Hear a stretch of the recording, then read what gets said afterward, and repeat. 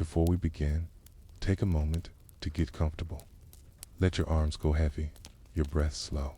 And as you listen, feel free to leave a comment sharing what time it is, where you are, and what city or village you're listening from. It's love to know. And if you'd like more quiet stories like this one, don't forget to subscribe so they gently appear when you need them most. Now, let's begin. Imagine the thick white limestone walls of cracked day Chevaliers rising like a petrified wave above the rolling hills of Syria. Today, the fortress seems abandoned, its courtyards silent except for the whistle of the wind. But in the 12th and 13th centuries, it was a living body of stone, one of the greatest Crusader strongholds ever constructed. Inside its concentric defenses, thousands of men once moved the knights of the Hospitaller Order, mercenaries from Europe, local masons, cooks, stable boys, and scribes. Every brick and beam had a purpose, yet not all of those purposes were recorded. Within the walls, cavities were created, filled, and sealed again. And in one such cavity, according to whispers and half-legible notes from medieval travelers, there may have been hidden a reliquary, a chest of relics that the knights wished to guard not just with sword and shield, but with silence and stone. The fortress as a machine to understand why a reliquary would have been sealed into the wall. You must first see crack as the Hospitallers saw it. This was not merely a fortress. It was a machine, a diagram of control over both land and soul, built upon earlier fortifications. Its final form by the mid-1200s was a dazzling work of engineering. The outer wall, nearly 30 meters thick at some points, was ringed with towers. Behind that, an inner circuit rose higher, crowned with a keep. Between them stretched a moat hewn from bedrock, not filled with water, but with sharp angles, designed to catch and break siege engines. The walls sloped slightly outward, a design borrowed from Byzantine and Arab builders, so stones and burning oil could tumble down more effectively onto attackers. Inside, the halls were broad, vaulted, and cool even in Syrian heat. Granaries stocked with grain could last for years. Cisterns caught rainwater. Everything was calculated for survival, but hidden within that practicality was another purpose. Crack was also a house of devotion. The Hospitallers were monks as much as warriors, and they carried with them the sacred duty of protecting relics, the bones of saints, splinters of the true cross, cloth touched by martyrs. These objects, for them, were not mere tokens. They were fragments of eternity, vessels of divine power. The problem of relics in medieval Europe were both a blessing and a danger. Possessing them gave a church or castle prestige, pilgrims, and income. Losing them more, having them stolen, was a spiritual catastrophe. The Knights of Crack knew this well. Chroniclers speak of raids where relics were carried off by Muslim forces, only to reappear in distant markets or to be ransomed back. Other relics disappeared mysteriously during transfers between Europe and the Holy Land. To own a relic was to own a kind of currency, but one so sacred that theft was both inevitable and scandalous. Thus, the Hospitallers often concealed relics in secret chapels, under altars, or, as the rumors suggest, inside the walls themselves. The whisper of a reliquary in 1212, an Armenian pilgrim left to travel, note barely more than a scribble in his parchment journal that speaks of a chest of bones, sealed in stone, guarded not by men, but by the Lord himself. Scholars cannot be certain, but the location he describes, a castle of white rock up the road to Holmesfitz Crack. The suggestion is that sometime in the late 12th century, during one of the frequent threats of siege, the Hospitallers took a reliquary they considered too precious to risk losing and sealed it into the wall of one of the inner chapels. The reliquary may have contained fragments associated with John the Baptist's arm bone was said to have been kept in the region. And the Hospitallers had connections to shrines that claimed such relics. Others whisper it may have been a sliver of the true cross, distributed in fragments across Christendom, but desperately contested. Whatever it was, the monks built a wall, not just of defense, but of secrecy. The technique of sealing something inside a wall was not difficult for the masons who maintained the castle. Stonework was a craft, and masons were always present, repairing cracks, adjusting staircases, adding buttresses. To create a hollow cavity within a thick wall was a simple matter. They would lay courses of stone around a central box, then cover the opening with dressed limestone, indistinguishable from the rest. The reliquary itself, often made of wood, covered with silver or gold leaf, would be wrapped in linen, perhaps coated with wax to protect it from moisture, and placed within. Over centuries, the gold might corrode, the wood rot, but the bones would remain. The wall would outlive memory. Only a coded record, perhaps left in monastery archives or within the order's secret rolls, would remind a select few of the reliquary's location.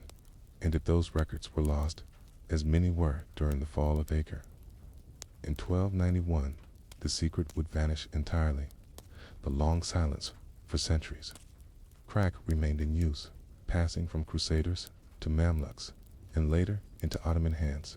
Each ruler admired its strength. But if they suspected a reliquary lay within the walls, they left no mention. Travelers in the 18th and 19th centuries, when Europeans rediscovered Crusader castles with romantic enthusiasm, spoke of sealed doors and walled arches. Yet, when walls were opened, only rubble was found. Was the reliquary still hidden deeper, or had it been discovered and removed long before? Some scholars point to a gap in the Hospitaler's records of relic inventories, a missing entry between 1180 and 1220. Others dismiss it as coincidence. The silence of the walls remains heavier than speculation. The wall as memory. What is most haunting is not whether the reliquary still exists, to what its sealing meant. For the knights, the wall was more than stone. It was memory, permanence, and prayer. To build something into the fortress was to declare it part of the eternal defense of Christendom. In a way, sealing a relic into stone transformed the castle into a reliquary itself, a vast chest of limestone, holding a fragment of holiness. And yet, as you sit with this thought, you might wonder if the relic was truly sealed into the wall. Does it still lie there, waiting in silence? Or did history quietly strip it away when no one was looking? Crac des Chevaliers was more than a fortress. It was a world within walls, a miniature city built not for beauty, but for endurance. By the early 13th century, the castle had become the headquarters of the Knights Hospitaller, a brotherhood sworn to protect pilgrims traveling through the Holy Land. At its height, perhaps 2,000 people lived within those walls. Knights, servants, stonemasons, priests, and cooks. Life inside was monotonous, punctuated only by drills, prayers, the occasional clash beyond the gates. The reliquary that concerns us was not a large, golden casket shimmering in candlelight. Instead, it was something smaller, quieter, and deliberately hidden. Some sources whisper of it as a chest sealed within a wall, wedged between layers of stone in a place where only insiders knew to look.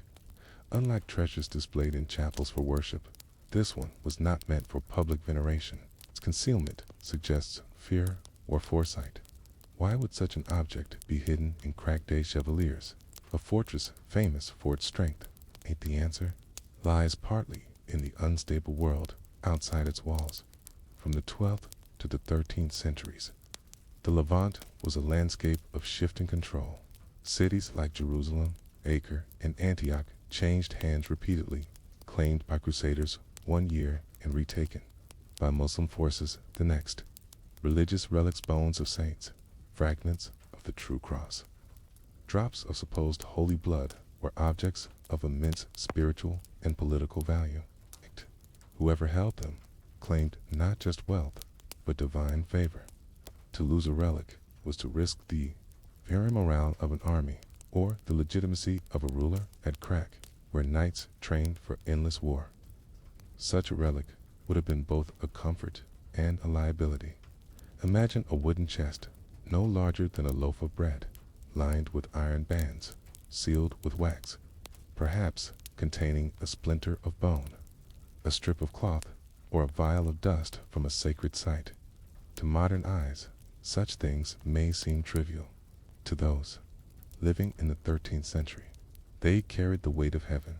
Records from chroniclers give hints, though never clarity. The 13th century historian Matthew Paris wrote of relics being shifted secretly between strongholds when danger loomed. Some were entrusted to monks in hidden abbeys. Others were carried by knights who swore never to reveal their burden. Crack's reliquary had been one of these, quietly moved from city to city until walled up in a chamber where it still rests. Unseen, life inside the fortress provided many opportunities for such concealment. The walls of Crack were constantly thickened and reinforced. In some places they measured 30 feet across, layered like an onion, outer shell, inner passage, concealed chambers, stone fill.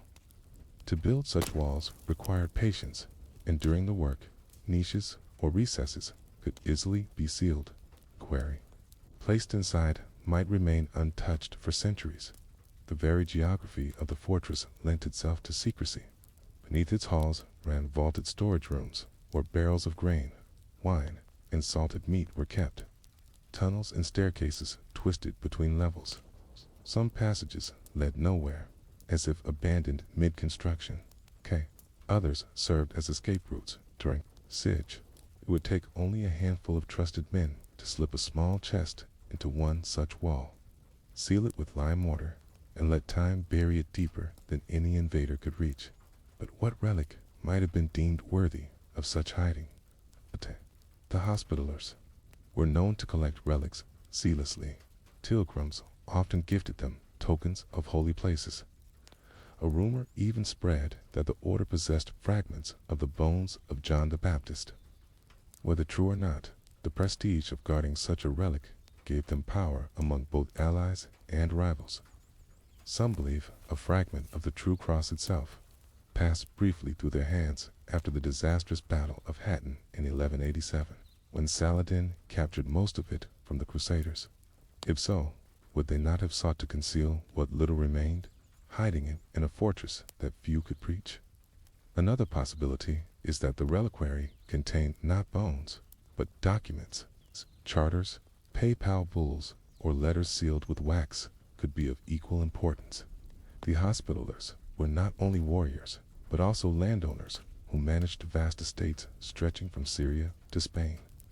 To lose the written proof of those claims could undo decades of wealth and power. A reliquary hidden in stone might have safeguarded not only sacred remains, but also paper symbols of authority. If you listen to the walls of Cragday Chevaliers, they still seem to hum with these secrets. Archaeologists who explored the ruins in the 20th century reported odd cavities behind collapsed masonry. Small voids filled with rubble where tools or containers might once have been placed. None, however, revealed a reliquary. Perhaps it is gone, carried away before the fortress fell to Muslim control in 1271. Perhaps it still lies there, waiting. But consider the mindset of the knights. Every night before supper, they prayed together in the chapel. Candles smoked in the vaulted ceiling. Latin chants rose against the echoing stone, and their thoughts turned not only to war, but to eternity. To guard a relic seen or unseen wise, to participate in something beyond the battlefield. It tied them to saints and martyrs, to Jerusalem itself, to the story of Christ. And so the reliquary mattered, not for its material value, but for its invisible weight. Whether it contained bone, parchment, or dust, it was a thread in a larger tapestry. The struggle to hold faith in a land where faith was constantly tested. As you walk in imagination through the fortress halls, you might pause by a stretch of wall worn smooth by centuries. Somewhere inside, sealed by stone, could be a chest no larger than your hands. What is inside? The question has lingered for centuries. Did the reliquary hold a bone that once belonged to a saint? Did it preserve documents that shaped the wealth of Europe's mightiest order? Did it contain nothing more than dust, sealed not for glory, but out of simple fear that even dust might be stolen and worshipped? No answer has surfaced, but the silence of the walls is its own kind of story. The silence of cracked day chevaliers today is deceptive. When visitors step through its heavy gates, they walk into a hollow monument that feels suspended outside of time. The walls are stripped of banners, the halls of chatter, the armory of steel.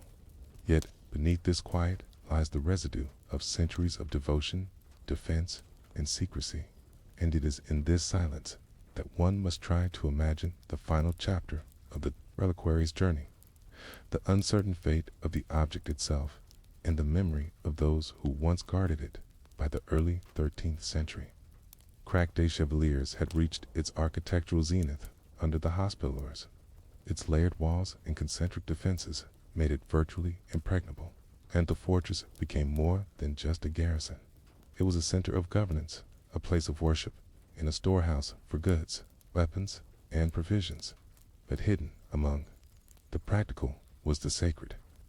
Some chroniclers suggest that Crack was chosen to house reliquaries precisely because of its strength. Unlike Jerusalem, which had been lost in 1187 to Saladin, or Antioch, which was contested repeatedly, Crack was stable, remote, and reliable.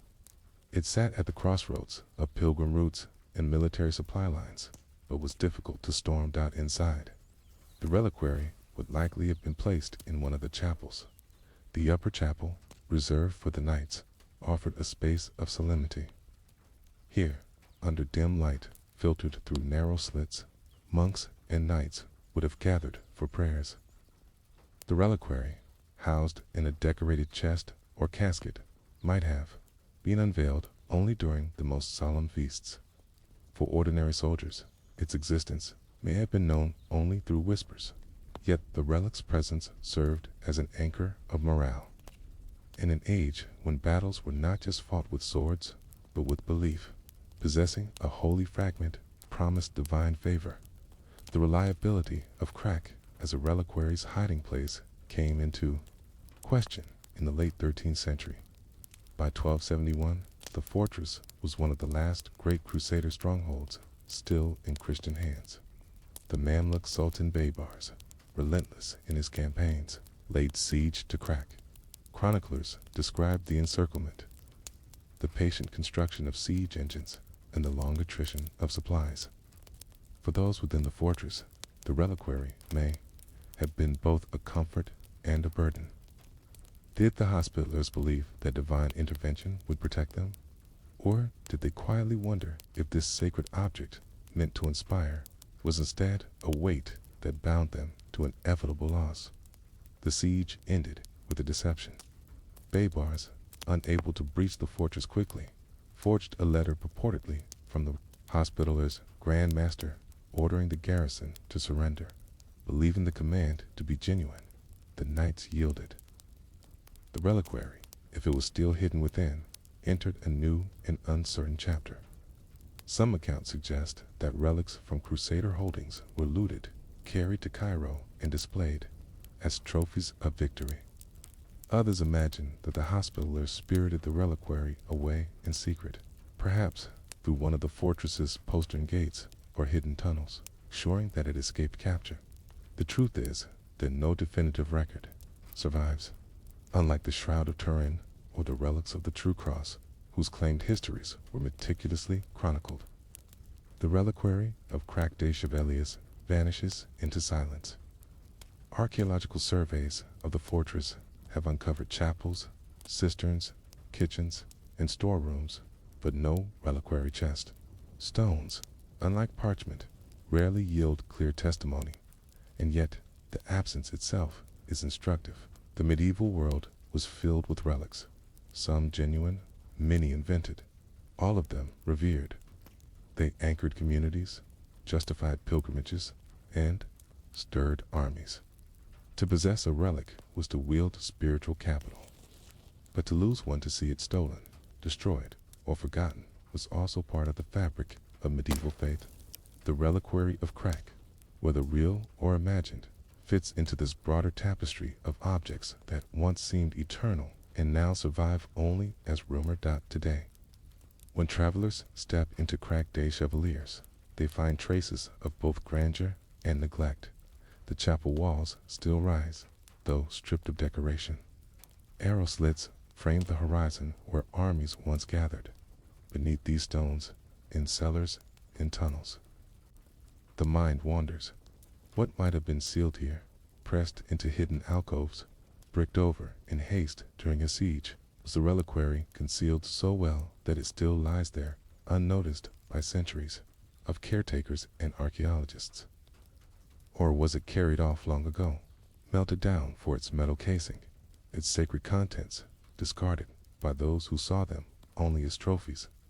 The reliquary's fate may never be known, but its story endures in the architecture itself. Every massive block of stone, set with painstaking care by masons, testifies to a belief in permanence. And yet permanence proved fragile. The Crusaders are gone. The Hospitallers moved westward. The fortress, once a bulwark of Christendom, became a Mamluk outpost, later an Ottoman garrison, and finally a ruin visited by curious travelers. The reliquary, whatever it was, passed from certainty into shadow. And perhaps this is the real significance, not the relic itself, but the human need to create layers of meaning within walls.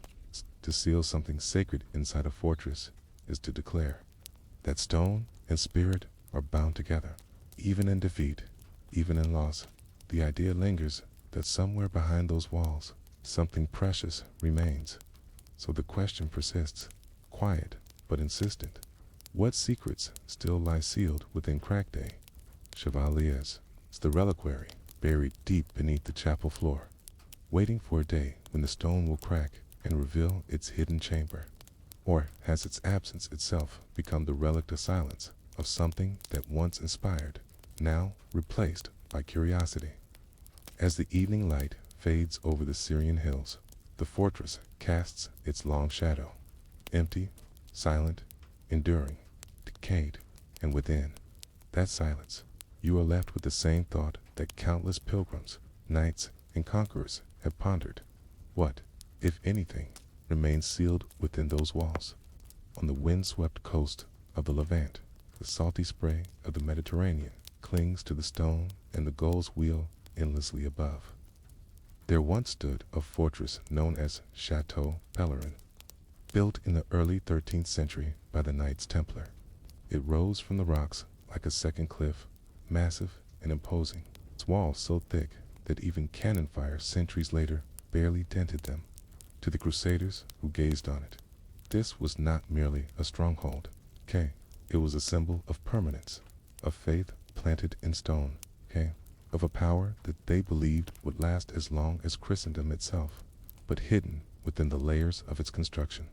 Away from the battlements and the sunlight was a quiet chamber that became known to whispers of history as the Silent Library, a place not marked in surviving plans, a place absent from most records, a chamber that may or may not have once been sealed, not for the storage of weapons or gold, but for the keeping of knowledge.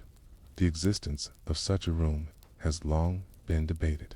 Accounts are scattered, the evidence fragmentary, but like a faint watermark on an old manuscript. The traces are there. Some spoke of parchment bundles found tucked into walls when later explorers dug through rubble. Others recalled that during the final evacuation of the fortress, certain boxes were carried not outward, but deeper inward into passageways that vanished beneath the sea-facing curtain walls. It is worth pausing here to understand what a fortress like Chateau Pellerin represented at the time. Completed around 1218, its construction was no ordinary effort. Thousands of laborers hauled stone across treacherous coastal paths. The walls were set upon the black rocks of Mount Carmel, looking west across the open sea as if defying every wind and tide. Its towers were colossal, square-faced sentinels rising above the horizon, and the ramparts enclosed acres of land. From outside, it seemed impenetrable. From inside, it was a small city. There were storerooms, refectories, cisterns, chapels, and barracks, and yet, within such a fortress, knowledge was as important a defense as masonry. The Knights Templar were not only warriors, they were also administrators of lands, correspondents with distant rulers, guardians of treaties, collectors of rents, and, by some accounts, keepers of sacred texts. To manage such duties required records, ledgers, archives. In a world where memory was fragile and paper rare, writing was power, so it should not surprise us that within Chateau Pèlerin there are hints of a chamber where scrolls and codices were kept. Perhaps not a grand library like that of Alexandria, but a practical one, filled with lists of rents, registers of knights, theological tracts, copies of papal bulls, and manuals of siegecraft. The first whisper of its existence comes from an unusual source, a letter written decades after the fall of the Crusader states. A Franciscan friar, writing in the early 14th century, called that when he had traveled through the ruins of it, the Arabic name for the castle locals had spoken of a room of parchments sealed in the stone. They claimed that fragments had once blown out during a storm that collapsed part of the outer wall. He noted that the scraps were written in a script he could not read, perhaps Latin, perhaps Greek, and that they were stiff with salt, as if the sea had licked them. A single anecdote like this would be easy to dismiss, but centuries later, when European explorers and scholars began their own excavations of Crusader ruins, similar tales emerged. In 1873, a French traveler wrote that in the ruins of Chateau Pèlerin, he had found in a crevice a small piece of parchment, crumbling and illegible. He speculated it might once have been part of a psalter, though by then the ink was faded, too near invisibility. He also noted that the locals of Atlit village told stories of hidden passages filled with the writings of the Franks. What might these writings have been? To answer that, we need to consider the world of the Crusader orders. The Templars and their counterparts, the Hospitallers, maintained records of extraordinary precision for their time. They tracked donations from European lords, recorded property boundaries, and preserved papal privileges that exempted them from many forms of taxation. They also corresponded frequently with kings and bishops in Europe. To lose these records would be to lose not only practical instructions, but the legitimacy of their authority. Thus, it seems likely that some form of archive was hidden in the strongest walls of Chateau Pèlerin, a fortress library never intended for public reading, but for preservation. What fascinates historians is not merely that these records existed, but that they were deliberately concealed. There is some suggestion that during the final siege, when the fortress was surrendered to the Mamluks in 1291, the defenders chose not to carry the documents with them. Instead, they sealed them. Why would they do this? Perhaps to deny their enemies the knowledge of their lands and finances. Perhaps because the texts contained secrets of strategy or names of allies that, if revealed, could bring ruin to others. Or perhaps, in a more speculative sense, because they held writings considered sacred or dangerous texts the Templars believed should not fall into Muslim hands, nor into the grasp of rival Christians. One imagines the scene in the castle's last days as ships prepare to evacuate the surviving knights and townspeople. A small group descending into the inner chambers, carrying chests bound in iron. The corridors echo with the sound of hurried footsteps. They reach a narrow, vaulted room lit by torches. Into the walls they push the chests, sealing them with stone and mortar, leaving behind silence. Above them, the fortress waits for its conquerors, but below, the parchments rest in darkness, preserved by accident or by design. There is another reason this library, if it truly existed matters. For the Crusader states were not isolated. They were crossroads of cultures. Latin scribes worked alongside Syriac Christians, Armenians, and Jews. Greek manuscripts mingled with Arabic commentaries. Translators copied medical treatises, astronomical observations, and even philosophical works. The fortress archives might therefore have held not only European records, but also local knowledge fragments of science, medicine, or geography that passed through the hands of scholars in Acre and Tyre. To imagine such a collection lost is to imagine a small but valuable window onto a world where East and West shared more than they fought. Today, Chateau Pellerin is partly ruined, partly restricted by modern military use. The sea crashes endlessly at its base. Visitors can see the massive gatehouse, the soaring curtain walls, the ditches cut into the rock. But the silent library, if it ever existed, remains out of sight. Some believe it may still lie hidden behind layers of stone, its parchments turned to dust yet faintly lingering. It's like ghosts of words on forgotten air. And so the question persists, what secrets did the Templars hide in their fortress walls? Were they mundane ledgers of rents and harvests, or were they something more unusual, records of alliances? Copies of forbidden texts, accounts of treasures moved from Jerusalem to the coast. The silence of the walls does not answer, but perhaps that is the point. A library need not speak to, shape history. Sometimes its silence is enough, and yet, if the silence of Chateau Pellerin still conceals something, then one must ask, what will we uncover were the walls to give way? The work of a Crusader fortress was usually judged by its walls, its towers, and the iron discipline of the soldiers who manned it. Yet, at Chateau Pellerin, behind those thick ramparts and the echo of boots upon the stone, something less visible was also happening. There was the quiet rustle of parchment, the scratching of quills dipped into dark ink, and the murmured sound of Latin prayers that often accompanied the careful act of writing. The library was not built in a day, nor did it appear on the plans of engineers who had calculated arrow slits, cisterns, and murder holes. It emerged in quieter ways. Some of the first manuscripts had been brought by clerics who traveled with the Templars. Those were gifts carried on the backs of mules from monasteries as far away as Sicily or Burgundy. The Templars, stern in reputation, were practical men above all. And a library was not for ornament, it was for survival.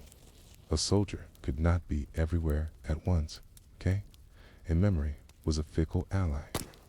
Maps of the coastline, notes on supply routes, treaties signed with local lords, and records of rents from the fields nearby these had to be kept somewhere safe. At Pellerin, those scrolls and codices were kept within a small, vaulted chamber tucked deep into the stone, behind a door banded with iron. What began as a storehouse of administrative documents slowly expanded, as documents have a way of multiplying.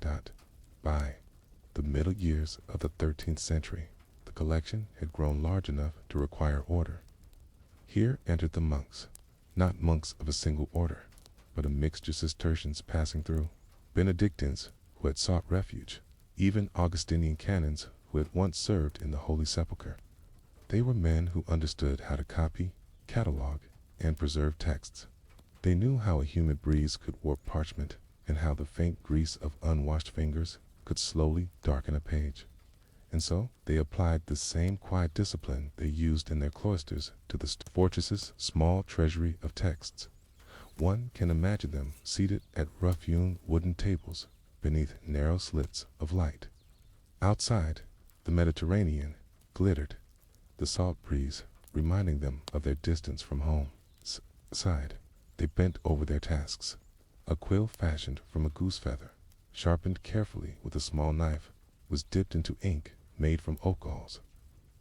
They wrote slowly, patiently, forming letters with a care that was almost prayer.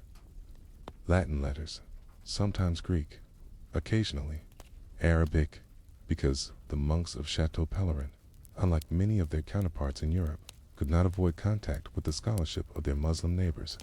Some of the manuscripts they copied were predictable: the Bible, Psalms, sermons of Bernard of Clairvaux. Others were practical treatises on fortification, medical texts by Galen translated through Arabic, herbal manuals describing which plants might close a wound or calm a fever.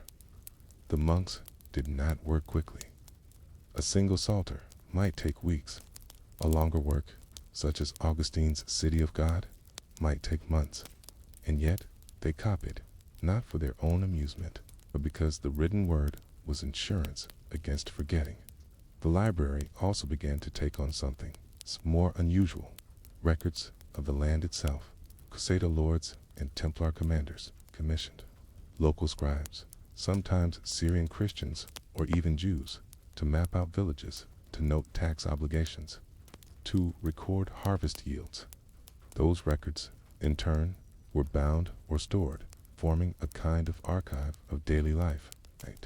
To read them today, if more had survived, would not be to encounter stories of knights in shining mail, but of men and women paying rent in wheat, of fishermen hauling their catch along the coast, of disputes over wells and boundaries. Boring details, but the details upon which life rested. What strikes the modern historian most about such collections is how fragile they were.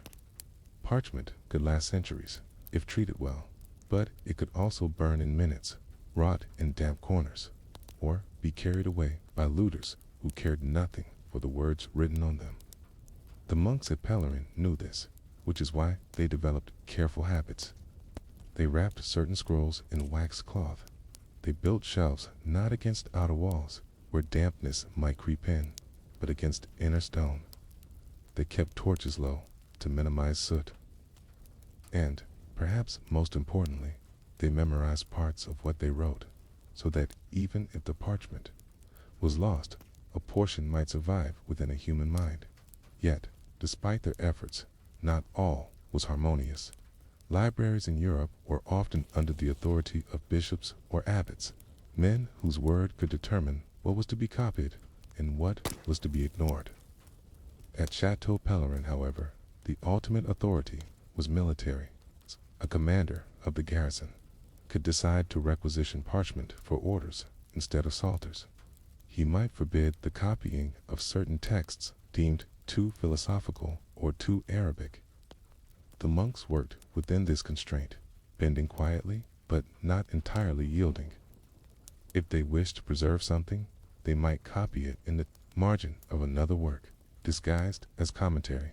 The Templars themselves, contrary to legend, were not blind to learning. Though their main concern was defense and finance, they recognized the value of keeping records, for order maintained ledgers as carefully as it maintained lances. And so, in some strange way, the warriors and the monks found common cause. The knights ensured the protection of the library's room with thick locks and guards. The monks ensured that the words themselves were not lost to time. It is worth pausing to imagine the atmosphere of that chamber. Not grand, not filled with rows of shelves, as in later universities, but compact, enclosed, smelling of parchment and wax. It's a place where silence was enforced, not by rule alone, but by the sheer weight of the fortress's stone pressing in on every side. Outside, banners snapped in the wind. Inside, the only motion was a hand moving slowly across a page. The faint scratching sound amplified in the stillness. And what, then, did they feel? Did they imagine that their careful work would endure for centuries? Or did they know, with the grim realism of their age, that the library could be gone in a night if the walls fell? Perhaps both. The act of copying was both a hope and a resignation. Hope that the words would outlast the violence. Resignation that they might not. In this way, the silent library was a paradox. It was a fragile island of memory within a fortress built for war, a place where the future was inscribed by men who might not survive the season, a storehouse of knowledge that was both deeply ordinary, filled with accounts and lists, and quietly extraordinary, because it carried echoes of voices that would otherwise have been silenced.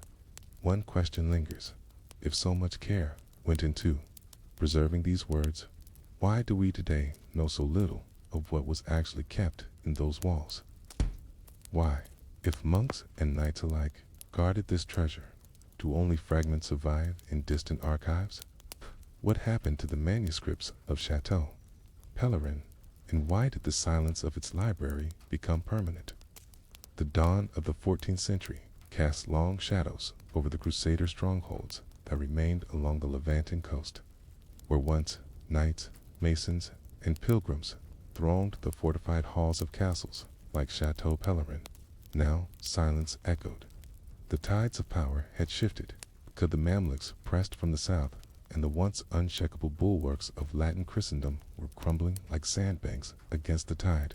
Yet deep within the walls of Chateau Pellerin, sealed in chambers few dared to enter, lingered something that could not be raised by siege engines or crumbled by time alone. A hidden library, filled with the quiet weight of knowledge, now trapped in stone. The final years of the castle's occupation were marked not by triumph, but by attrition. By 1291, Acre, the great jewel of the Crusader states, had fallen.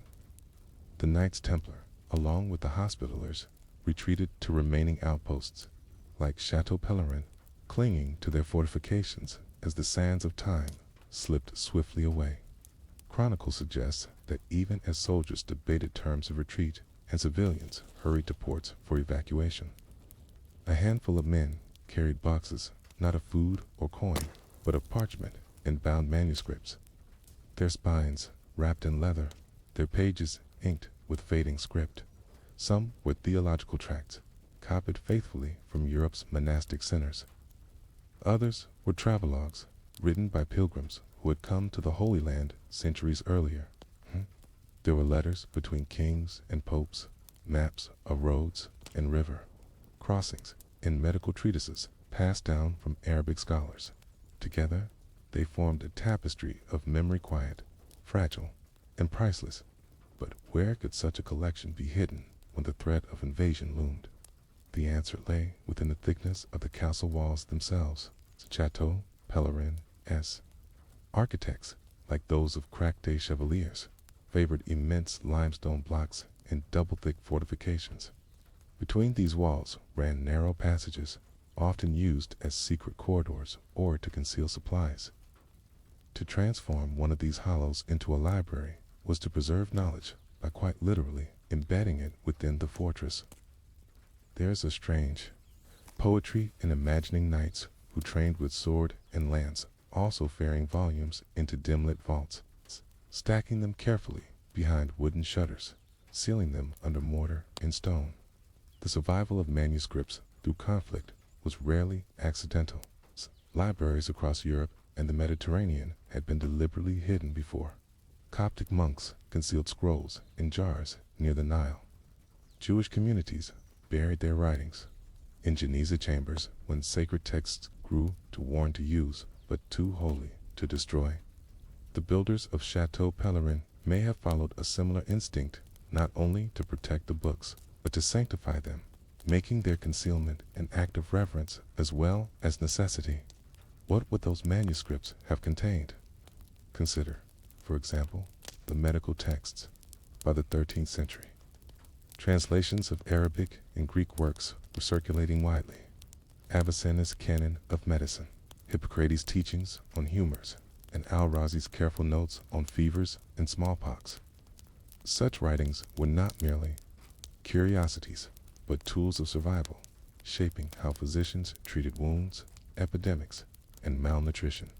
Alongside them may have lain European herbals compilations of plant lore copied by monks, identifying which roots eased pain or soothed digestion.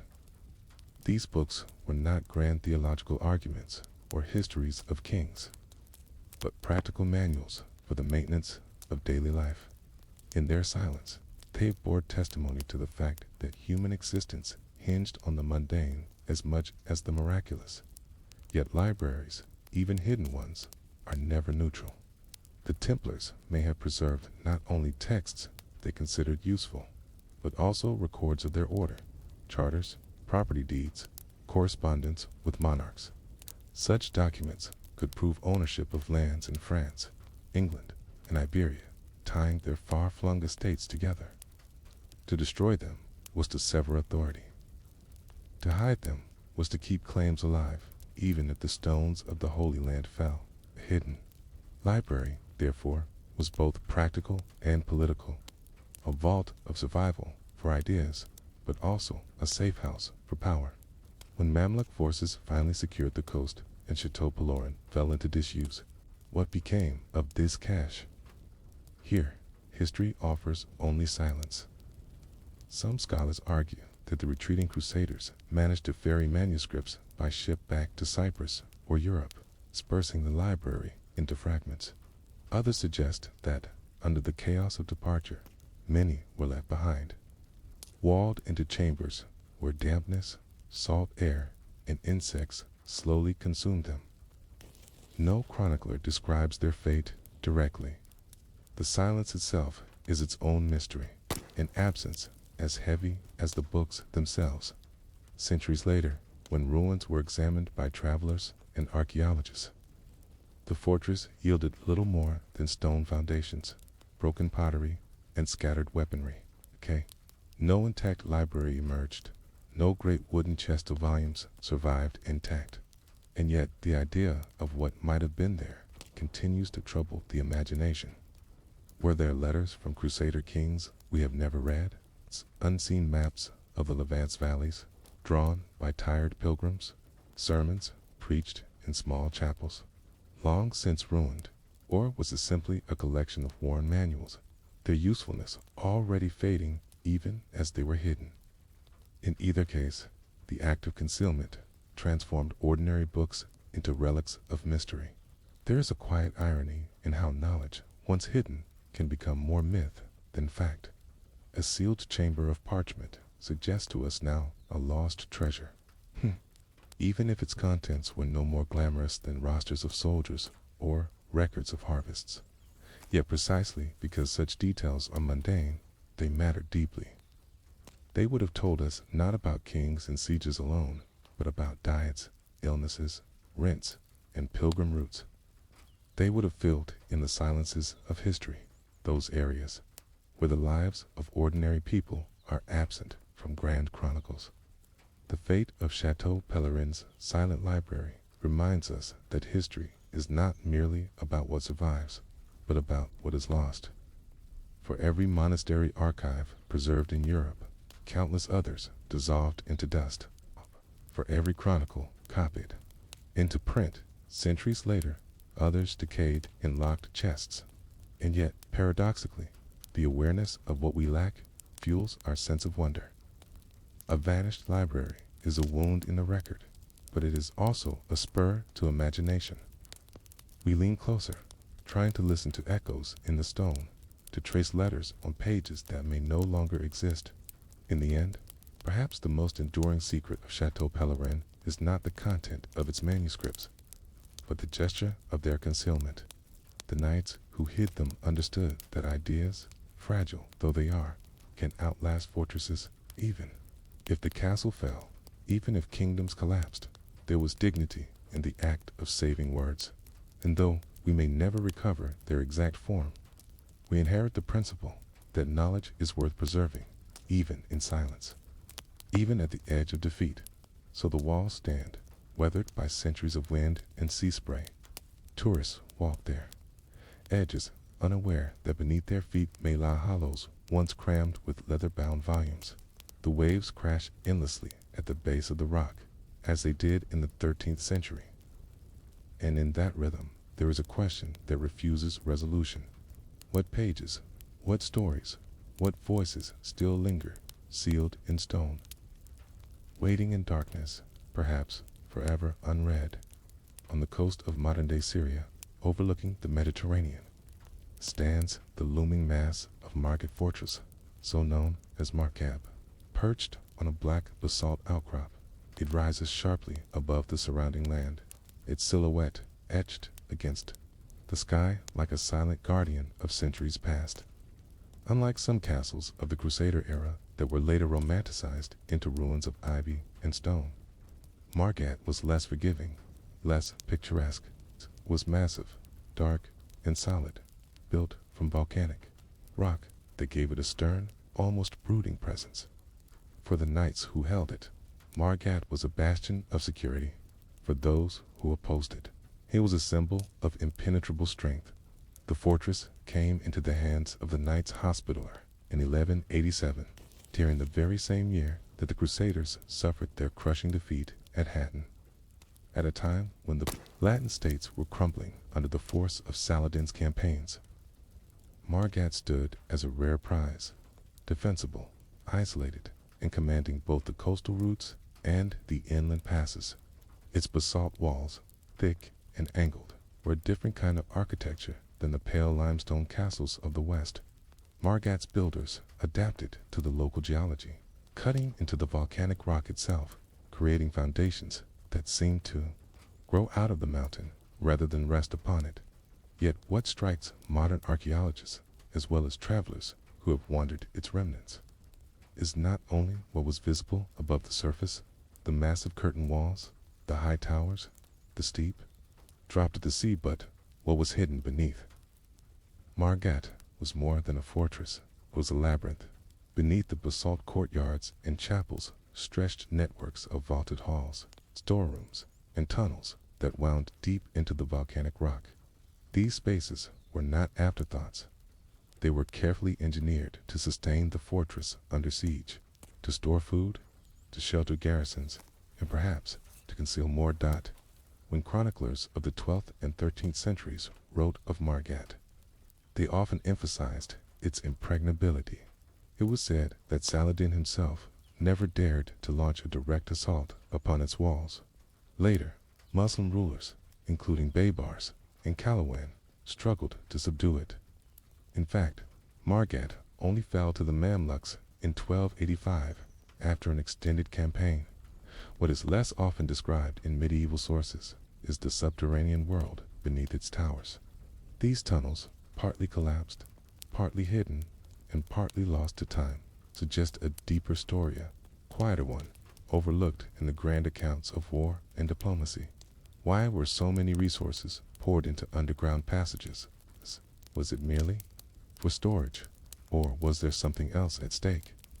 Margat was a hospitaller stronghold, and the order was known for meticulous organization, a blend of military rigor and monastic discipline.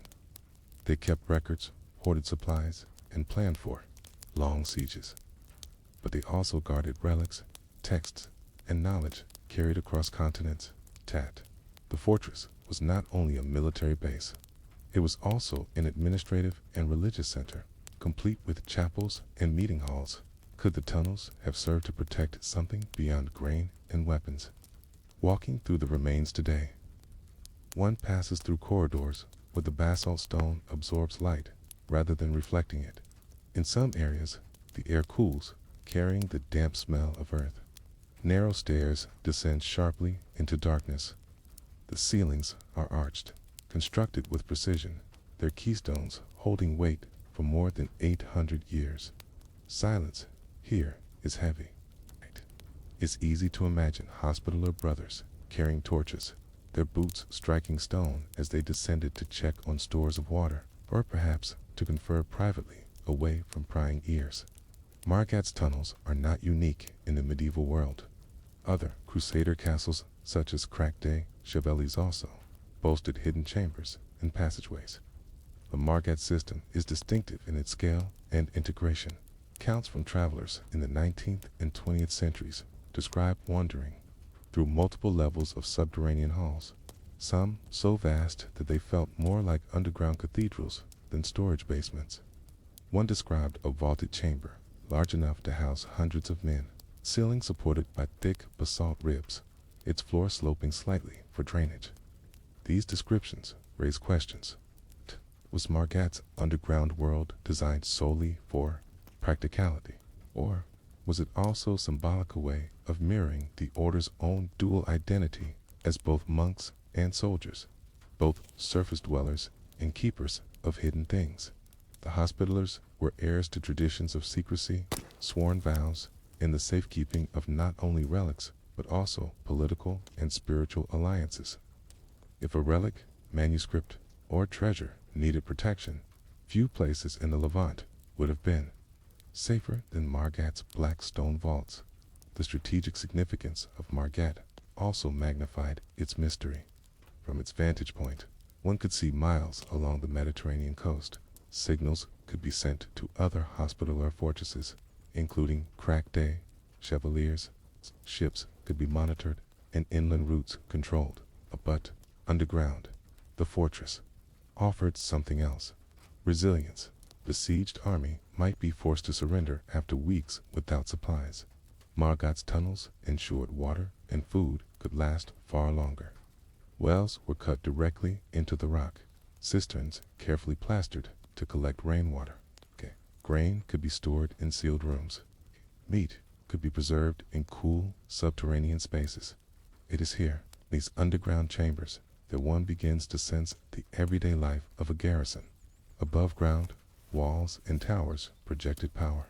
Below ground, men labored in monotony, filling barrels, checking supplies, lighting torches, hauling water.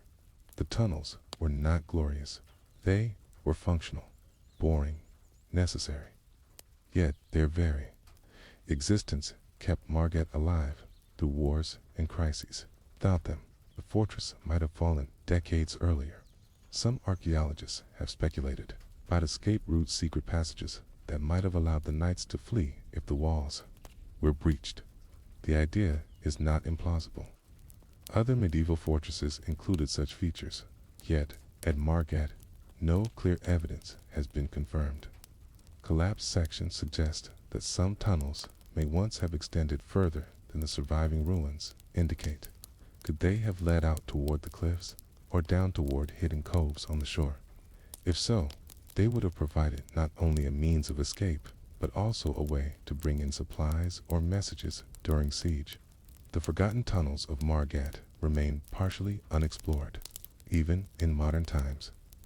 Conflict in the region has limited archaeological investigation, so much of the fortress lies in disrepair, with collapsed ceilings and blocked passageways. But the fragments that remain vaulted halls, cool cisterns, and corridors that seem to lead nowhere invite speculation. What lies behind those blocked walls? Was there once a hidden chamber, perhaps used to store relics brought from Jerusalem or Antioch, where records of the Hospitallers, finances, alliances, or rituals sealed away here when the fortress finally fell in 1285? For now, these questions remain unanswered. The basalt tunnels, carved nearly 9 centuries ago, keep their silence, but their presence alone reshapes our understanding of medieval fortresses. They remind us that castles were not only about towers and battlements, but were also about what was hidden below.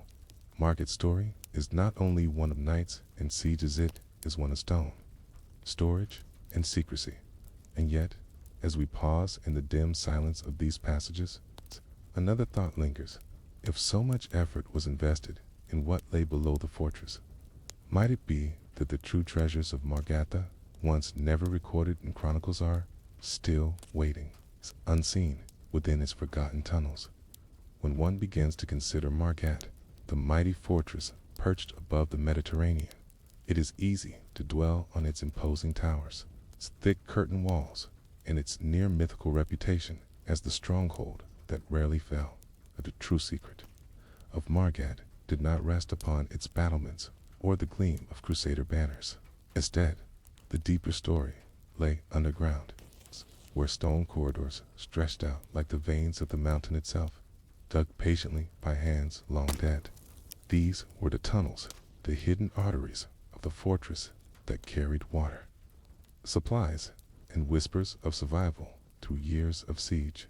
At first glance, the tunnels were not obvious to the casual visitor. A knight might have ridden across the courtyard, never realizing that just beneath the hooves of his horse were vaulted stone passageways wide enough for men to march in single file. These subterranean spaces were not mere storage cellars or dungeons. They were constructed with deliberate engineering, linking different parts of the fortress and extending outward into the volcanic bedrock of the hill. Some scholars suggest that Margat's tunnels may have reached as far as the surrounding villages or coastal routes, offering escape paths or clandestine supply channels during times when the fortress was cut off. Walking through these corridors, one would have been enveloped by the cool dampness of the stone. The air would have smelled faintly of the sea mixed with earth, and the faint trickle of water would have echoed against walls carved with picks and reinforced with dressed stone. Torches, sputtering in their sconces, cast long shadows across the arched ceilings to a Crusader garrisoned above. These tunnels were more than mere passageways.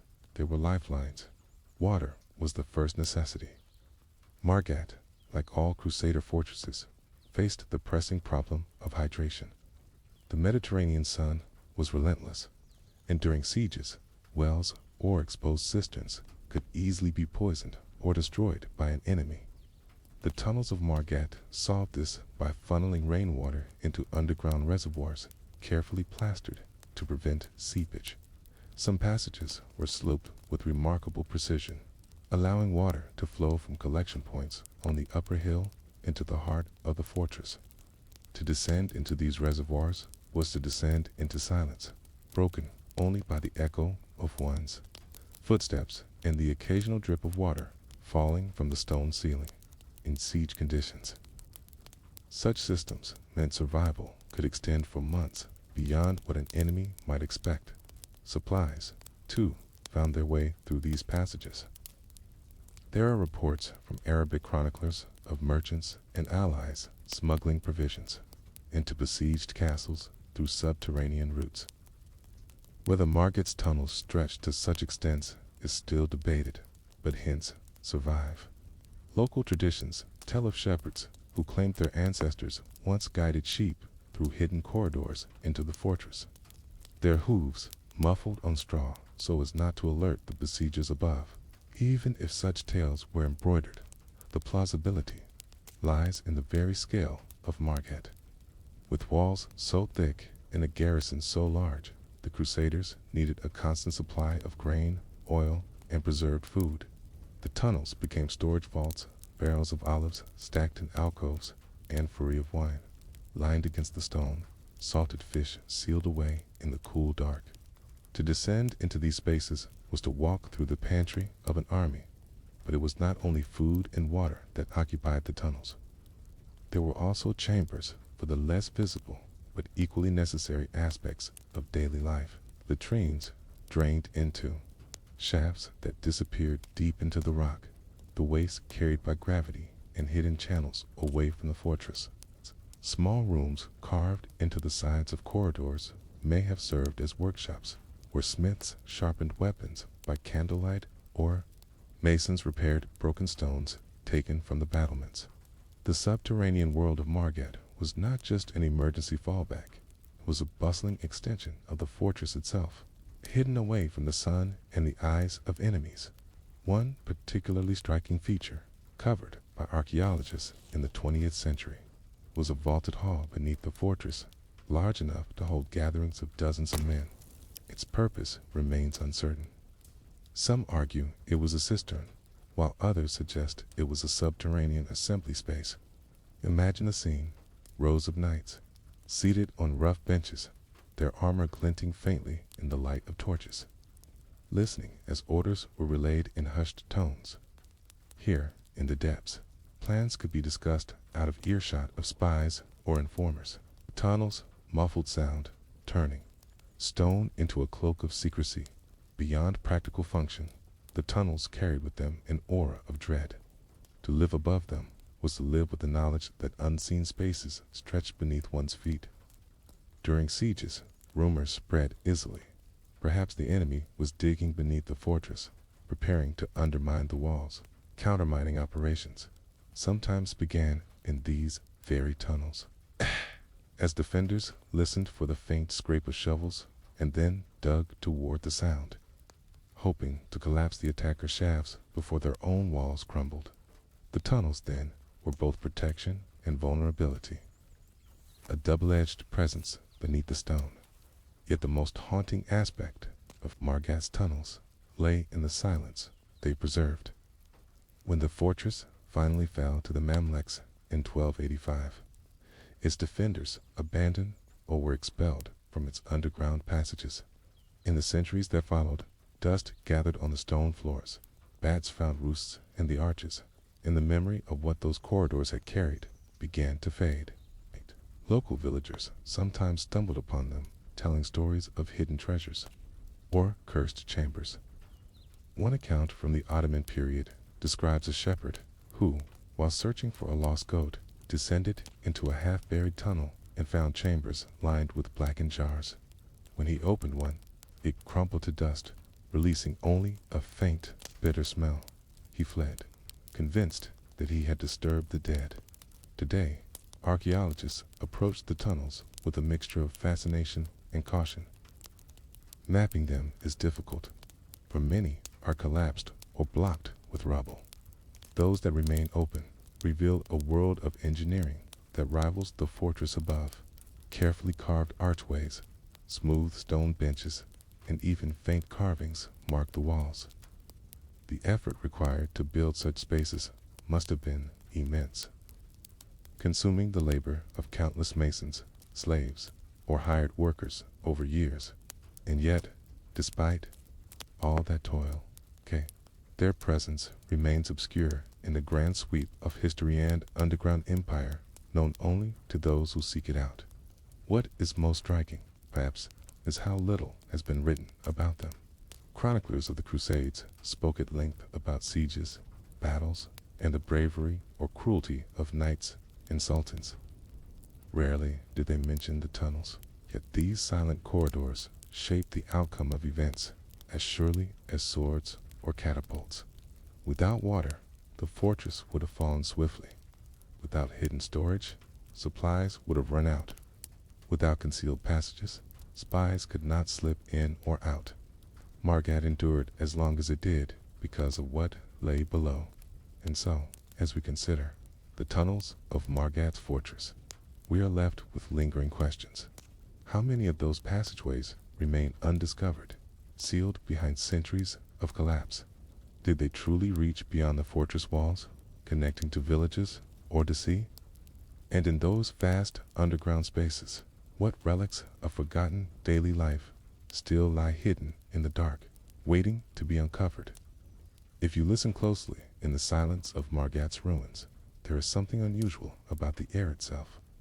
Step down from the broken staircases into the half-lit galleries of stone, and a strange hush gathers as if the rock has not finished speaking. The walls lean in. The air feels thick, muffled, and waiting. It is here, beneath the fortress, that the story of Margat's tunnels moves toward its most curious chapter, where memory and oblivion intertwine. When medieval scribes wrote of Margat, they praised its unconquerable strength, its ramparts as wide as fields, its towers like cliffs, its cisterns as deep as rivers. Yet even in their praises, there were gaps. They spoke of hidden places, passages no invading army could find, chambers never mapped, vaults where only whispers entered. And as the centuries rolled onward, those silences thickened. The deeper corridors slipped from history altogether, forgotten by the parchment and left to the dark. Perhaps because some knowledge was too fragile to write down, it's too dangerous to let survive. Archaeologists who entered the fortress in the 20th century uncovered clear signs that these rumors had substance. Beneath the central keep, stone stairs dove downward, then split. One lead to the expected cisterns for water, vast enough to keep hundreds of defenders alive for months. But the other stair curled into shadow, into an excavation that seemed to end abruptly in collapsed rubble. When torches flickered across the walls, the air carried an odd coolness, almost as if it drifted from farther beyond, from some hidden reservoir of space not yet reached. the most haunting discovery was not the stone itself, but the scratches upon it. Carved lightly, as if made in haste, were marks resembling tally strokes, grouped unevenly in clusters, a kind of counting. No knight or mason would have recorded dates or numbers like this on a stairwell wall. Okay. Some scholars suggested it was the work of workers who perished in cave-ins, counting days in the dark. Others believed it was something else, a ritual mark repeated by defenders as they passed deeper inside. A reminder to measure not time, but courage. And there were more signs. In one partially collapsed tunnel, fragments of pottery lay scattered, not storage jars or cooking vessels, but small, finely made bowls, the kind used for offerings in chapels. Why would such objects appear in a sealed, subterranean corridor? Was there once a hidden crypt down there? A chapel carved for secret rites? The presence of these bowls suggested that the tunnels may not have been only practical, may also have been sacred. Legends whispered among villagers in later centuries hint at the same. They spoke of the room where no candles stayed lit. Children dared each other to enter the ruins to test the curse. Flames would gutter, voices would fade, and a person might return unable to speak at all. Such tales, of course, grew more elaborate with each generation. But woven into the exaggeration was a steady theme that beneath Margat was something best avoided, tufting, by accident, but on purpose. Why would the Knights Hospitaller, careful record keepers, and disciplined warriors leave such places unmarked? Perhaps because secrecy was part of the defense. Margat was not merely a wall against armies, it was a vault against knowledge. To keep supplies hidden was one thing, but to keep passages hidden, even from one's own men, suggests something heavier, that what lay below was never meant to be widely known. The Crusader period was thick with relics, reliquaries, and holy objects brought from across the Mediterranean.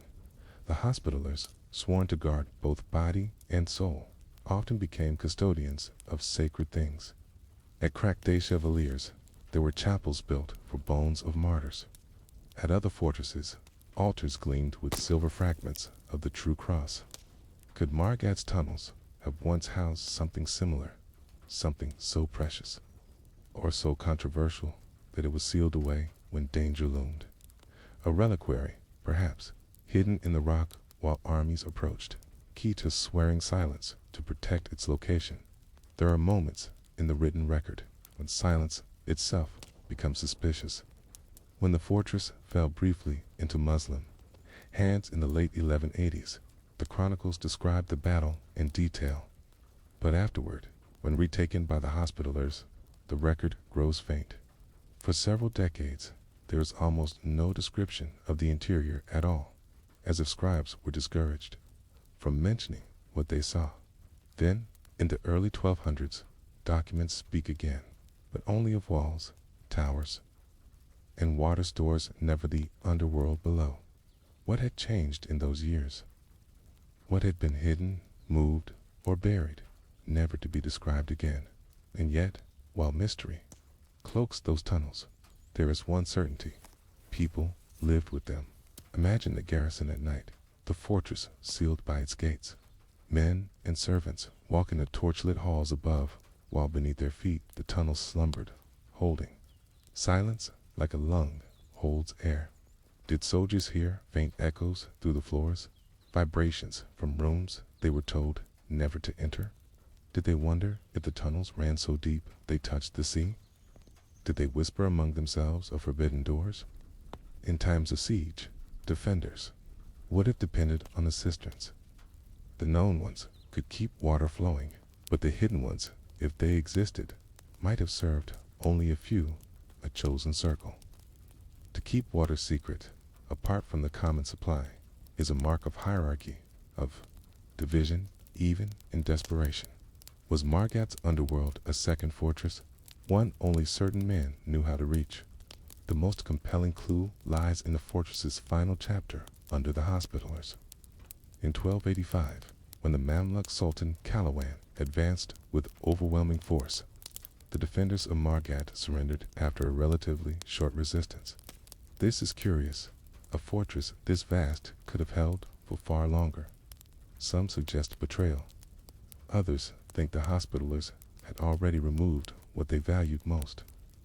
If the tunnels held relics, documents, or treasures, perhaps those were carried away under cover of night through secret exits that led into the hills. Surrender might then have been acceptable. The fortress abandoned only after its hidden heart had been emptied. Today, archaeologists map what remains. Some tunnels are blocked by rubble, too dangerous to enter.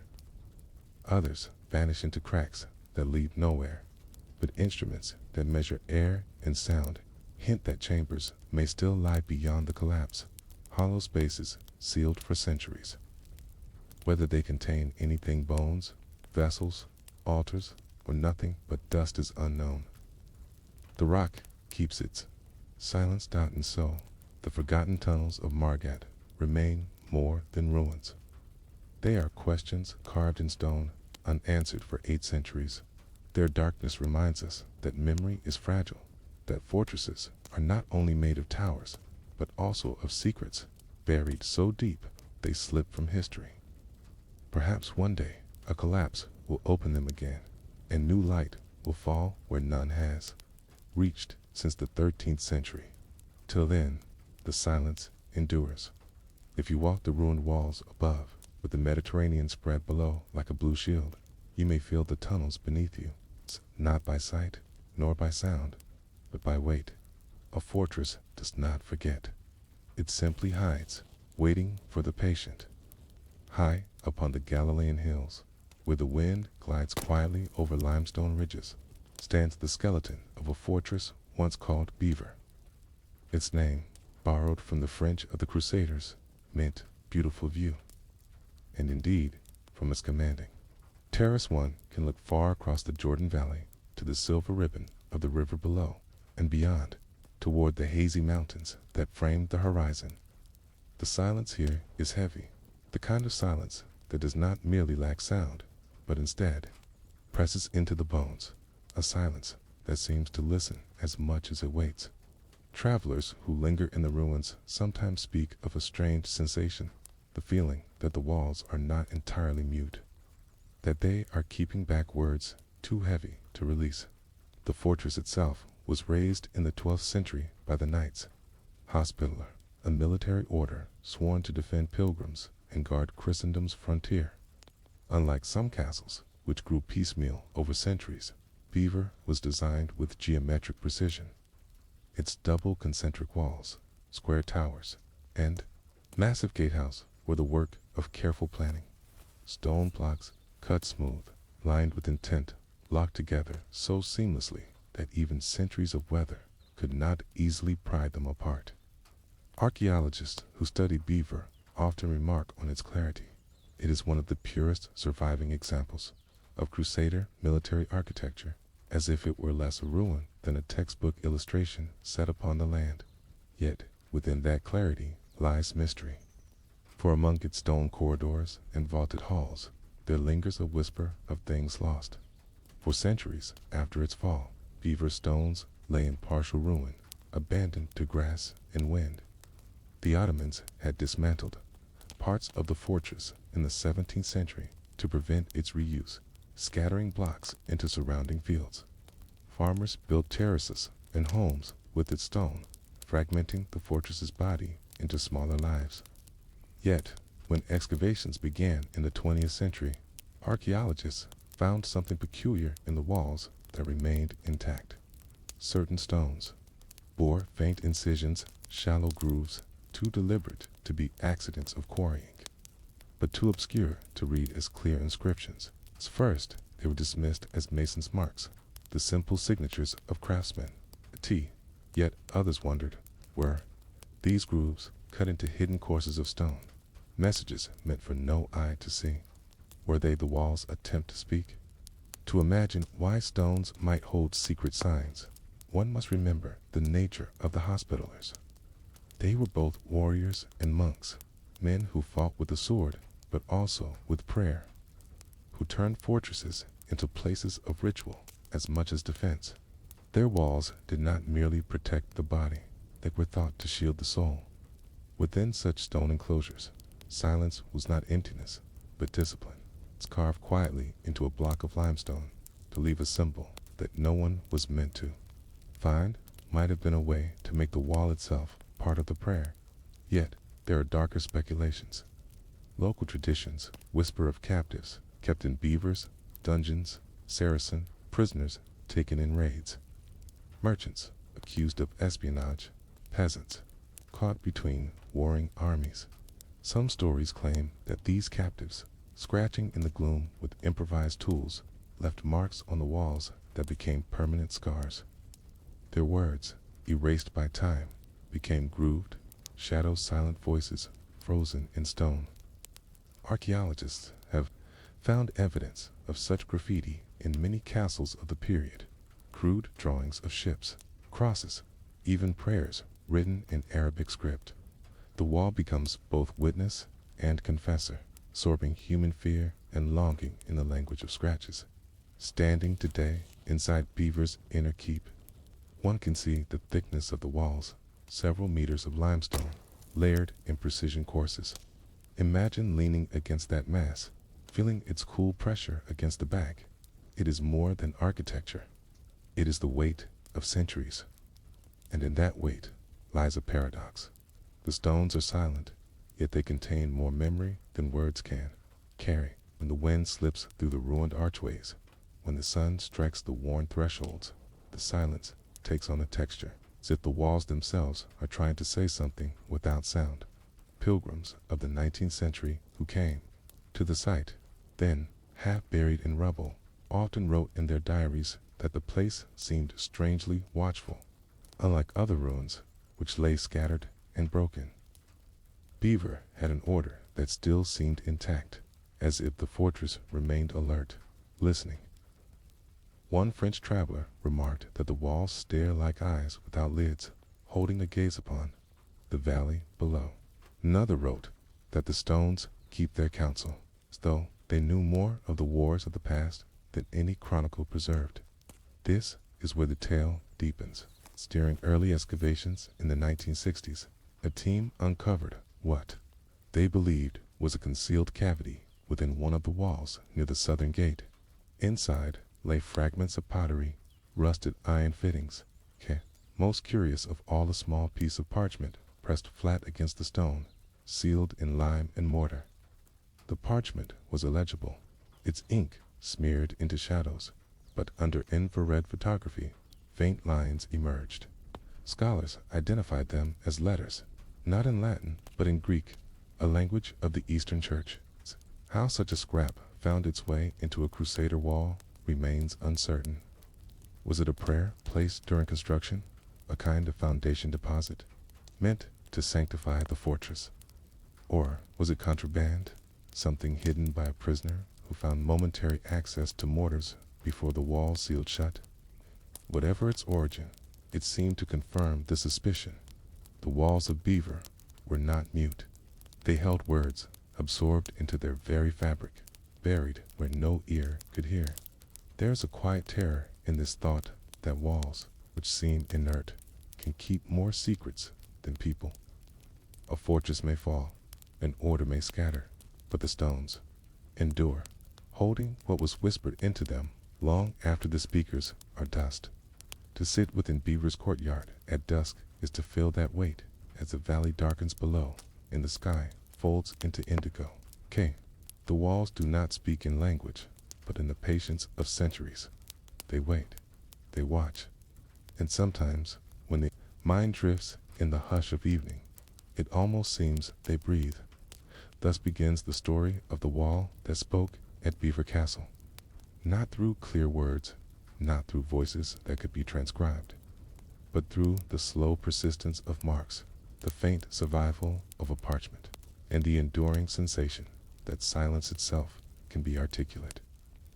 The next step is to follow these traces, to sift through the questions they raise. What were the Hospitallers trying to hide in their walls? Were the scratches of captives or of monks?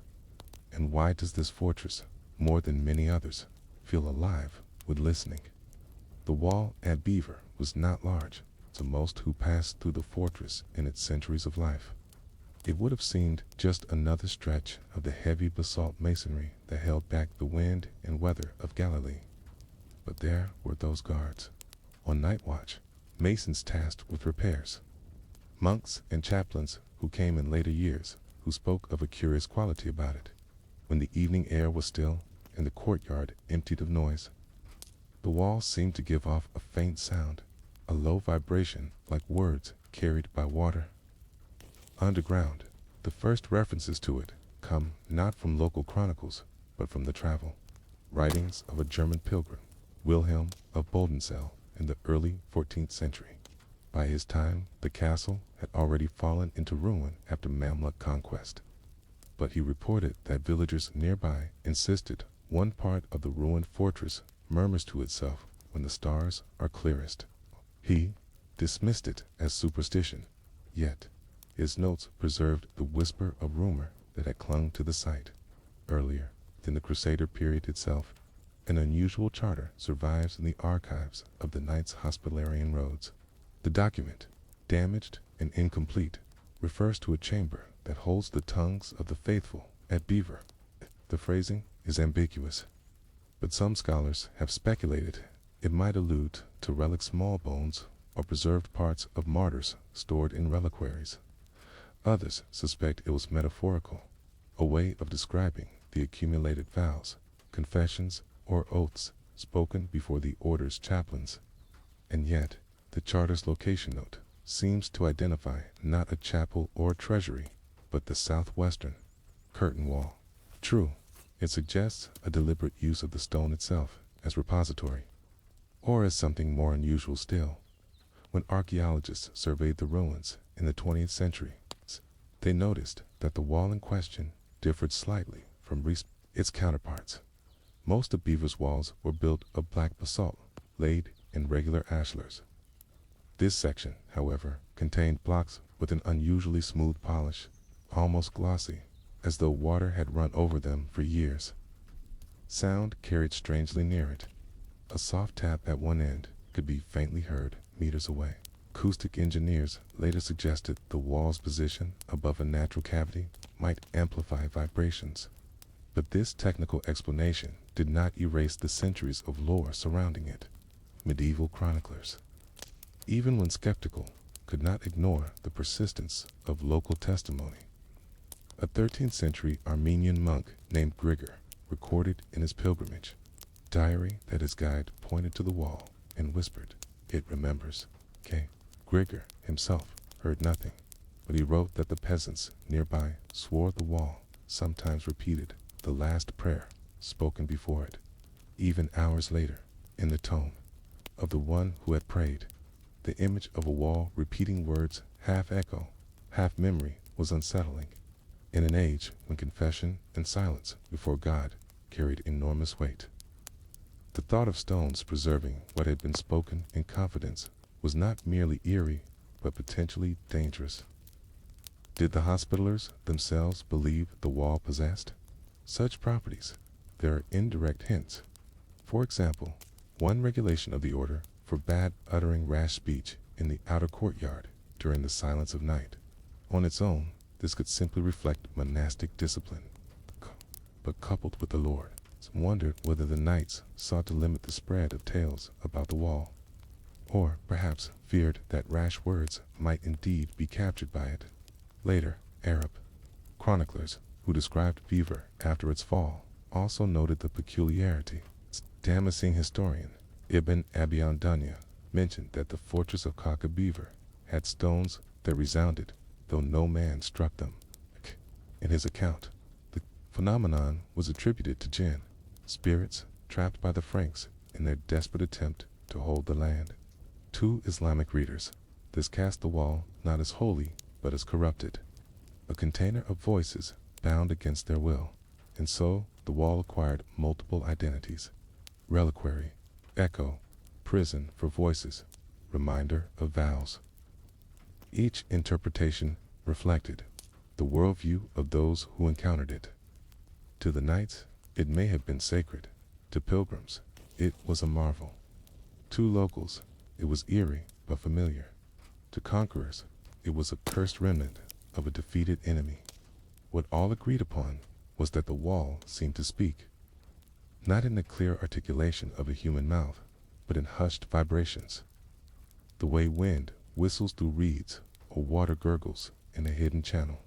Those who pressed an ear to its surface said they caught fragment syllables, tones, sometimes even whole phrases. Of course, the power of suggestion cannot be discounted. Once told the wall repeated prayers, a listener might imagine faint sounds as confirmation. Yet the persistence of the tradition across cultures and centuries suggests more than mere fancy. In the mid-20th century, Israeli excavations at Beaver revealed a hollow cavity directly behind the section of wall in question. The cavity was narrow, almost like a hidden chamber, filled with rubble and earth. Its original function remains debated. Some argue it was a cistern or part of a drainage system. Others note that it contained fragments of worked stone, unlike the rest of the fill, perhaps remnants of deliberately placed objects. If reliquaries or inscribed tablets once stood there, they may have been smashed during the fortress's fall. This discovery added weight. It's the idea that the wall was intentionally designed to resonate. A hollow space behind polished basalt could create a natural soundboard, amplifying even small vibrations. If relics or containers had been set within, their symbolic presence might have heightened the sense of sanctity. The wall thus became both physical resonator and spiritual amplifier. And yet, despite these plausible explanations, something lingers. Visitors today report that when the wind stills at dusk and birds fall quiet, a faint hum can be felt through the basalt. Guides at the site sometimes demonstrate by speaking a prayer against the stone. A moment later, a soft echo seems to ripple back, not a true replay, but something enough to evoke unease. Modern acousticians attribute this to the way sound waves reverberate through the cavity. Still, the sensation of a wall listening remains potent. The persistence of the phenomenon raises questions not easily answered. If a wall can appear to hold memory, what else in the built environment might retain traces of the past? The medieval belief that matter could absorb spirit, that relics held the essence of saints, is not so distant from the intuition that stone might remember words. Even now, we speak of walls having ears, or places being haunted by what once occurred within them. Beaver's murmuring wall may have been less a miracle or curse than an early recognition of how profoundly humans project memory into the spaces they inhabit. But to the Hospitallers, huddled in their fortress while armies gathered beyond the Jordan, the wall may have offered more than metaphor. Perhaps it reassured them that their prayers would not vanish into the night, but would remain carved into the very defenses they guarded. Or perhaps it troubled them, for if the wall could preserve holy speech, could it not also echo doubts, fears, or curses muttered in fatigue?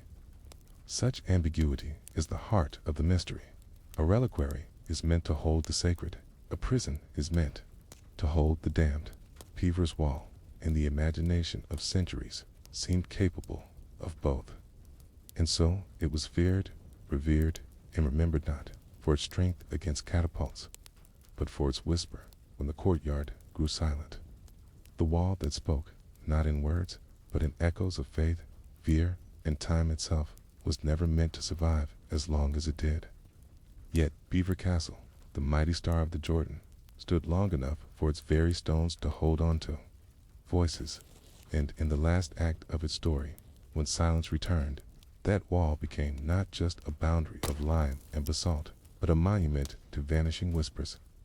The late years of the 12th century were marked by a kind of steady attrition, as if Beaver was holding its breath against a storm that would inevitably break. The Crusader states were shrinking, their cities lost one by one.